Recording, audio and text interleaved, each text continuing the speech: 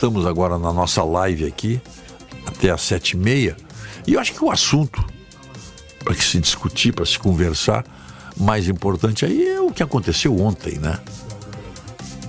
Aquele evento, eu vou baixar o volume aqui que está...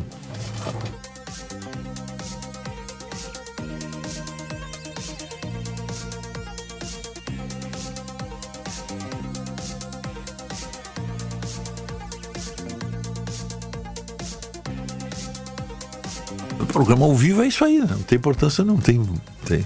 Estamos com a imagem ao vivo. Isso aqui é uma conversa informal, né? É uma conversa informal e que nos dá essa liberdade aí de conversar com você. Mas o assunto, então, era o primeiro assunto, né?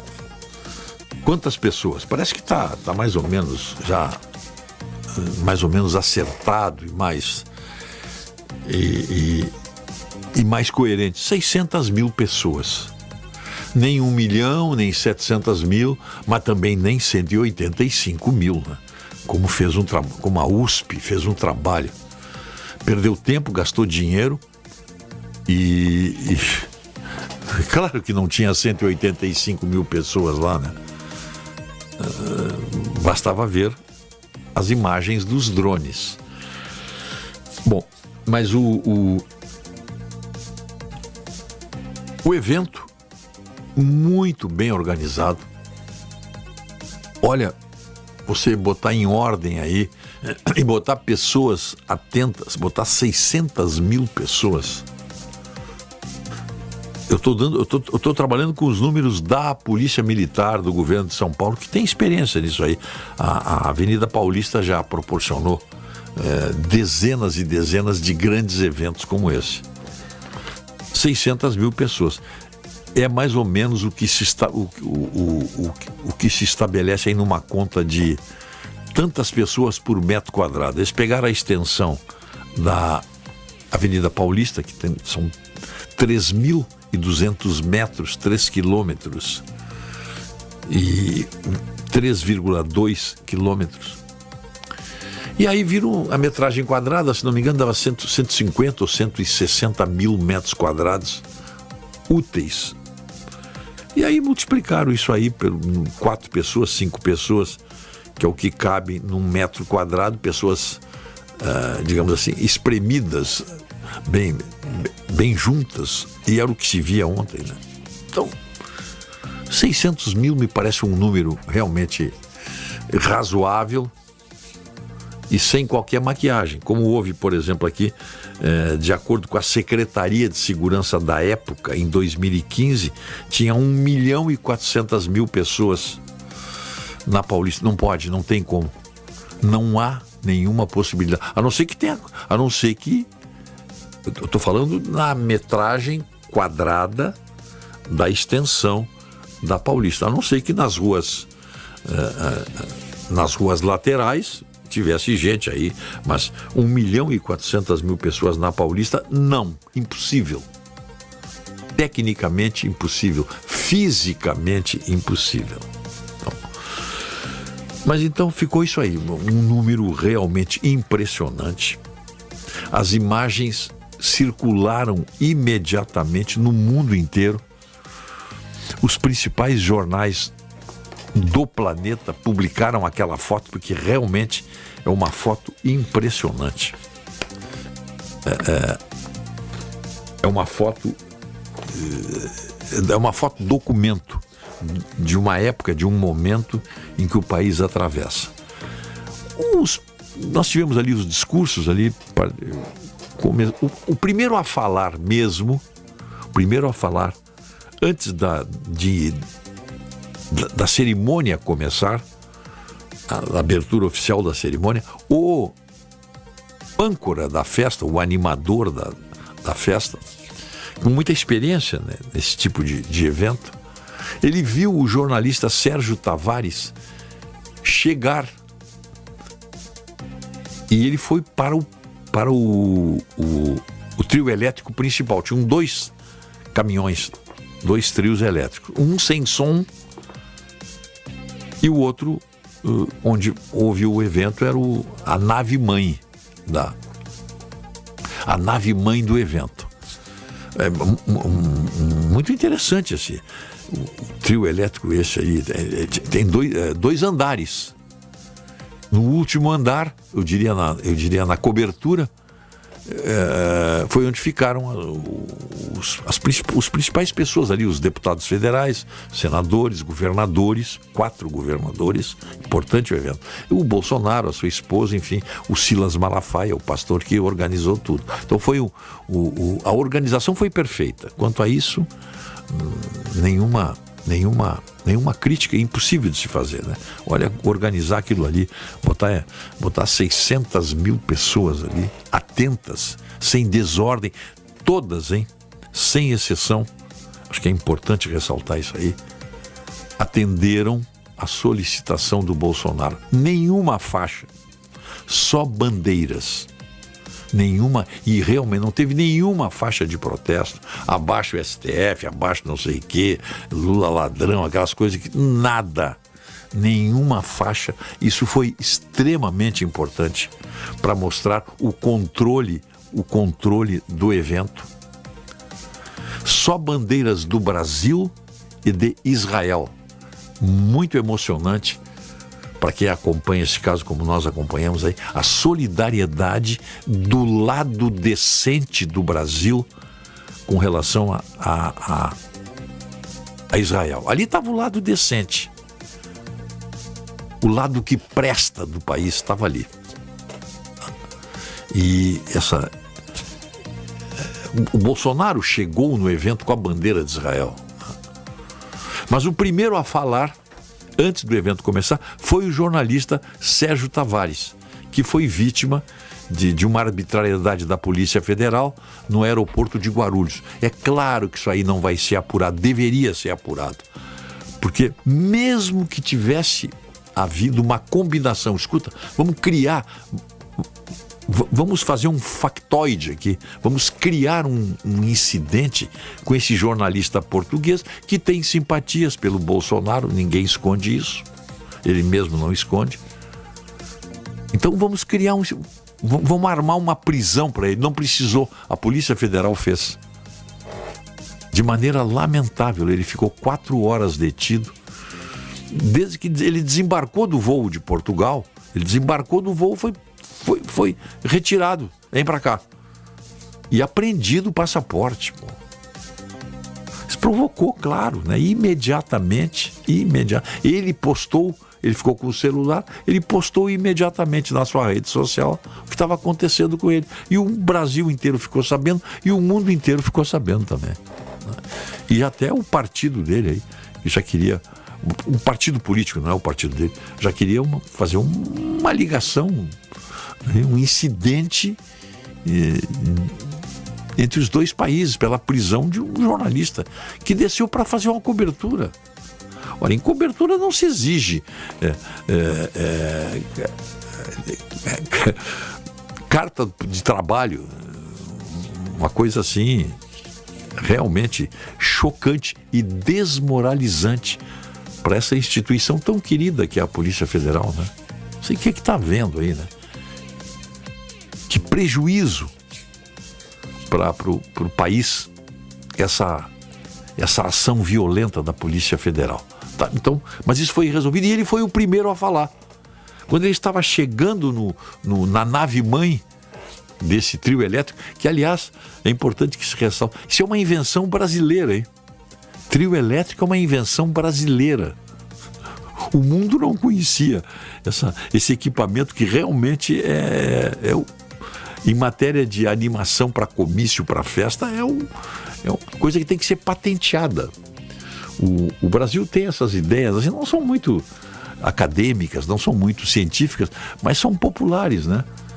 Eu estava vendo aqui, apenas para não perder o embalo, assim como nós inventamos o trio elétrico, né? Uma brasileira que está lá nos Estados Unidos criou uma empresa de faxina.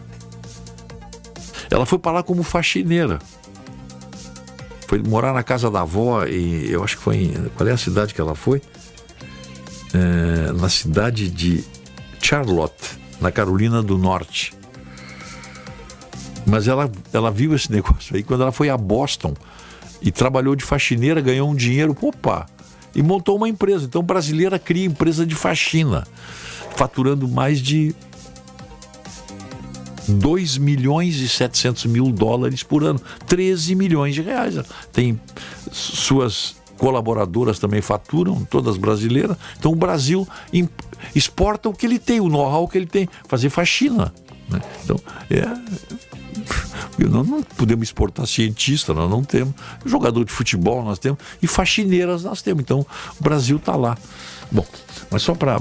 E esse evento aí do trio elétrico, o Brasil também o mundo se curva para as faxineiras do Brasil e para os caminhões de trio elétrico. Mas vamos adiante. Então ele falou ali, já foi a primeira pessoa a falar. Antes mesmo de começar o evento, o âncora lá do evento, ele passou o microfone ali, ele falou rápido, mas disse: olha, o mundo vai conhecer essas imagens que eu vim aqui para documentar, e contou o caso dele, que exigiram dele uma carta de trabalho, ele vinha para fazer a cobertura. Imagine se pedirem carta de trabalho para todos os jornalistas brasileiros que vão como enviados especiais cobrir um determinado evento. Isso não é trabalho fixo, né? É uma coisa eventual. Bom, então ele também contou isso aí, pegou mal para o Brasil isso aí. Depois, a ordem, o primeiro a falar foi o Gustavo Gayer, o deputado federal por Goiás, que se elegeu, está no primeiro mandato, se elegeu pelo sucesso que ele fez na internet como influencer. Depois falou o Nicolas Ferreira, também fez um bom discurso. Todos fizeram bons discursos, né? Já se sabia mais ou menos o que eles iam dizer. E depois o Magno Malta. Antes tinha falado o Valdemar Costa Neto. Então foi o Valdemar. Então, as pessoas que usaram do microfone foi o jornalista Sérgio Tavares, o Valdemar Costa Neto, presidente do PL, o Gustavo Gayer, os deputados Gustavo Gayer e Nicolas Ferreira, o Magno Malta, falando em nome do Senado. E quem abriu o evento foi, eu não sei se foi, eu estou na dúvida, mas a Michele Bolsonaro fez um longo pronunciamento também, o terceiro mais longo. O primeiro foi do Bolsonaro, o segundo foi do Malafaia, o terceiro foi o dela. Depois o Malafaia falou, o pastor Malafaia, que foi o que melhor se expressou, mostrou toda a sua técnica de pastor neopentecostal. Os pastores neopentecostais, eles também têm um pouco de showman. Eles sabem trabalhar num palco, e aquele palco ali tinham 600 mil espectadores ao vivo. Eles têm uma técnica muito interessante de comunicação, de gestos, e que formam esses gestos, o discurso coerente dele, forte, com entonações, ora com a voz alterada, ora com a voz baixa, técnica de discurso perfeito.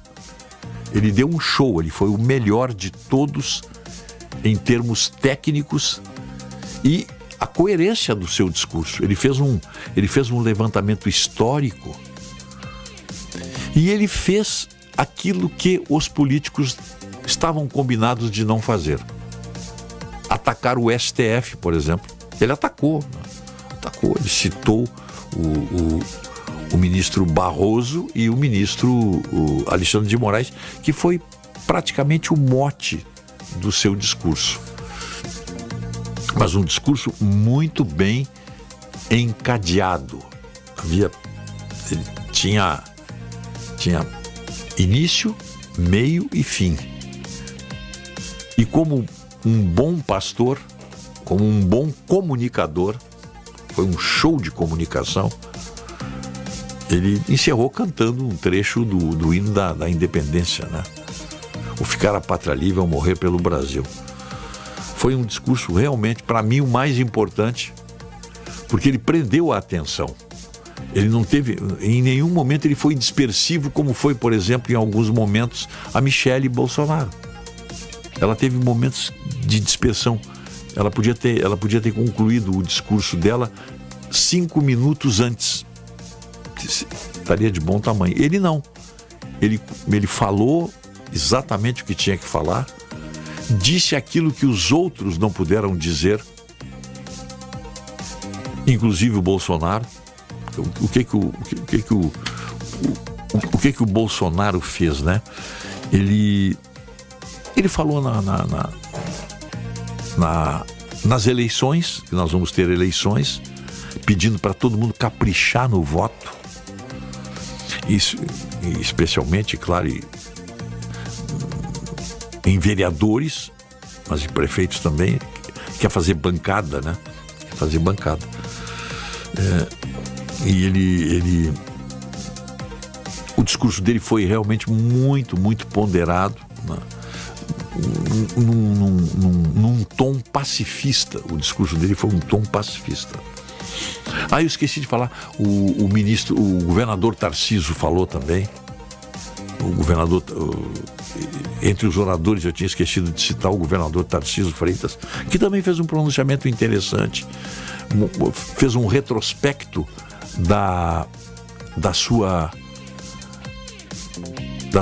do governo Bolsonaro, e ele como ministro, né, as obras que foram feitas, que foram entregues, e falou de um assunto extremamente importante que o Bolsonaro nunca tocou. O Bolsonaro nunca faturou para ele o Pix. O governador Tarcísio fez uma pergunta interessante. Quem de vocês aqui tem Pix? Todo mundo tinha, claro, né? Isso aí é uma realização do presidente Bolsonaro. Ele pegou bem isso aí. Que, aliás, eu sempre digo, eu nunca entendi por que o Bolsonaro nunca usou para ele, nunca faturou a instalação, a criação do Pix no seu governo. Foi ele que bolou o Pix? Claro que não foi ele que bolou. Isso é um projeto do Banco Central. Mas a decisão política de implantar o Pix foi do Bolsonaro. O que é o Pix hoje? O Pix hoje é a maior máquina de transações bancárias que o país jamais imaginou que teria. Esse é o Pix. Você vê pedintes, você vê vendedores ambulantes nas sinaleiras, nos semáforos, dizendo: aceito o Pix. Então, ele não falou, mas o governador Tarcísio abordou muito bem. Bom, e o Bolsonaro deu uma declaração interessante, né? O ato, quando ele fez a convocação, né, é para termos uma fotografia para o mundo e para o Brasil do que é a garra do povo brasileiro. E realmente, né, foi o que aconteceu ali, né? E todos obedeceram ele, todos, não houve uma só discordância e tentativa de quebrar o compromisso que o Bolsonaro tinha assumido. Não ter nenhuma faixa, não houve nenhuma faixa, foi pacífico. E pacífico foi também, digamos assim, a dispersão daquelas 600 mil pessoas, né? E o Bolsonaro fez uma referência bem... que se esperava até que ele fizesse, né? A respeito negou o envolvimento dele, claro, num golpe, né? Ele foi muito claro, né? O que é um golpe? Golpe é tanque na rua, é soldado na rua, é trazer as classes políticas para o movimento, as classes empresariais. Não houve nada disso, né? Nada disso houve, né? Agora, por que continuam me acusando de golpe? E como ele diz, agora golpe é minuta de um decreto do Estado de defesa. Golpe É uma minuta de uma ação que o governo poderia tomar baseado na Constituição. Onde é que tem? Ele pergunta, onde é que tem golpe, né? É o que ele pergunta. Ele diz que sempre esteve jogando dentro das 4 linhas. O documento previa a instauração de um estado de sítio. O documento não, a minuta, né? O rascunho, né? E existe ainda uma terceira minuta, segundo o relato aí foi do coronel Cid, né? Mas o Bolsonaro foi muito objetivo, né? Não, o jeito dele, o Bolsonaro tem um jeito simplório de discursar, diferentemente do discurso do Malafaia, que para mim eu insisto, foi o grande momento, foi o discurso do Malafaia. Não. Ninguém bateu o Malafaia. Ele inclusive, claro, eu vi pela televisão, como ele foi o promotor do evento. Aliás, recebeu críticas de um pastor, que eu acho que é concorrente dele, uma outra igreja aí, que ele estaria usando o dinheiro sofrido dos dízimos para fazer um evento político. Aí ele, acho que ele sentiu a pegada e disse, não, é despesa minha. Ele gastou 100 mil reais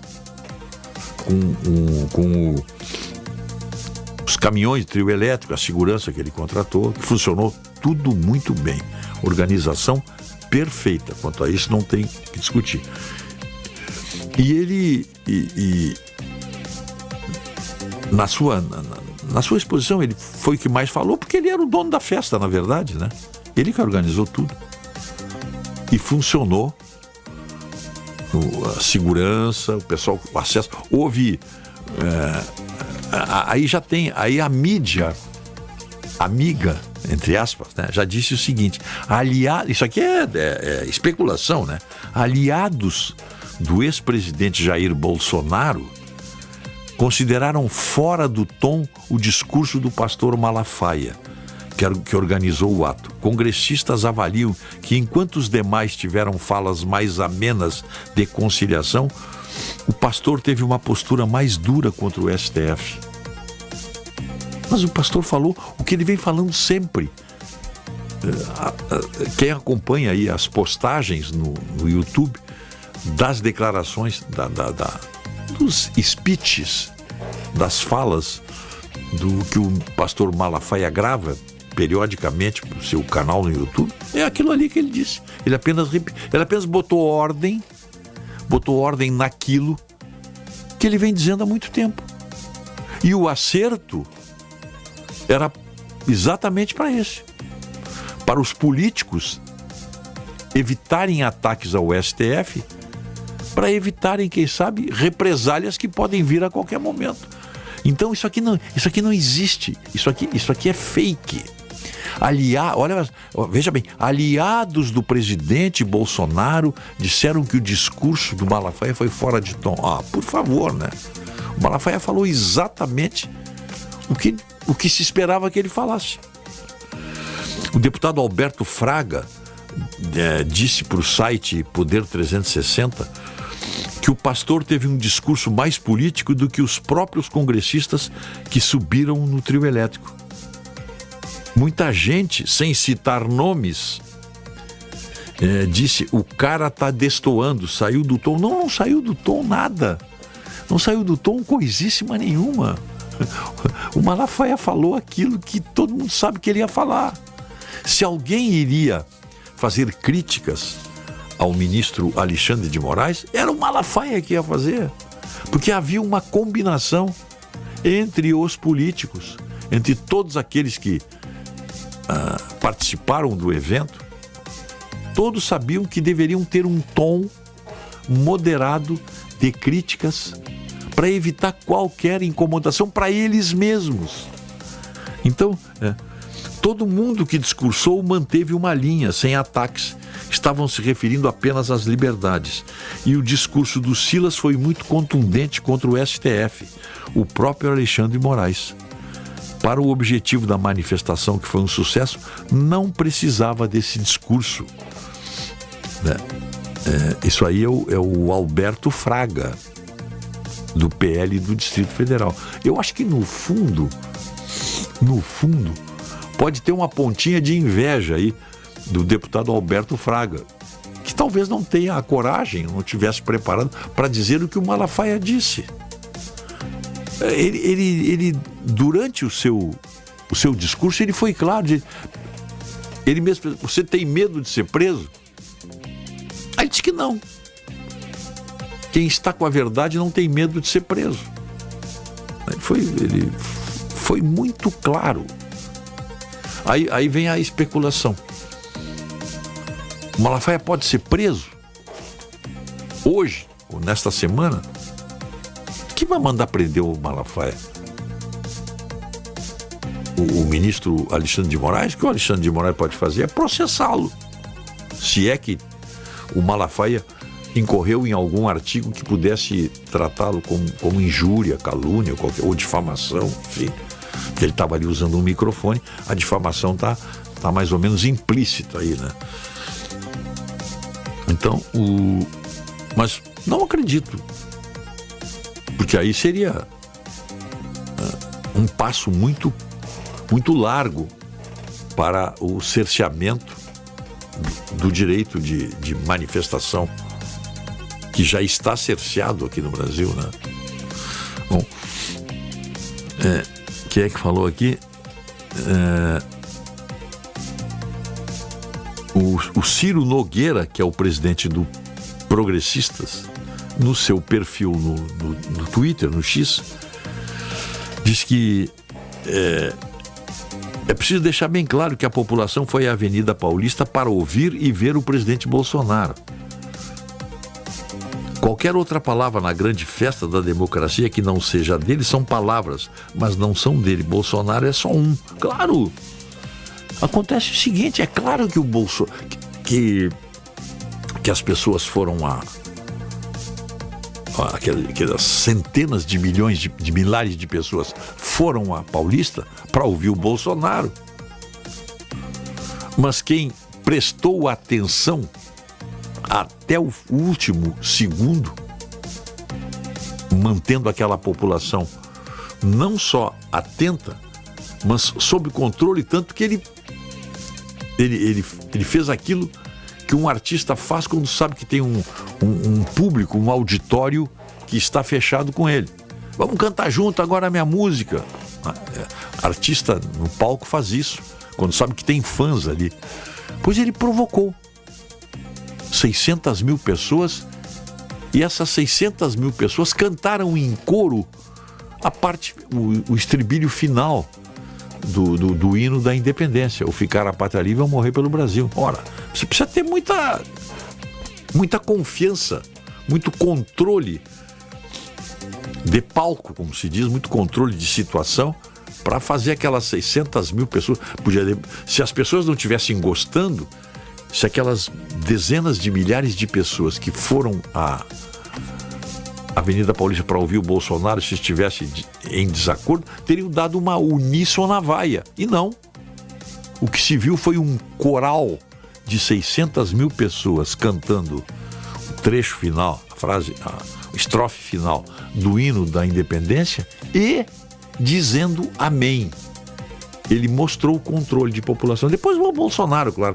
O Bolsonaro falou, fez a sua exposição, também muito tranquilo, e encerrou o evento, né, mais ou menos dentro do que foi programado. E ressalte, né, sem nenhum incidente. 4 governadores presentes: Romeu Zema, de Minas Gerais, Jorginho Melo, de Santa Catarina, o Ronaldo Caiado, de Goiás, e o governador de São Paulo, Tarcísio Freitas. Diversos senadores, deputados federais. Então foi um evento da direita brasileira, coisa que nunca houve na história do país. A direita brasileira. Não tem uma música Brasil Mostra a Tua Cara? Não tem isso? É do Cazuza, né? Pois é, direita mostrou a sua cara. E mostrou bem. e mostrou que é organizada e que faz parte do lado decente do país. Finaldi, obrigado aí pela participação dos nossos amigos. Vamos fazer um intervalo, voltaremos em seguida.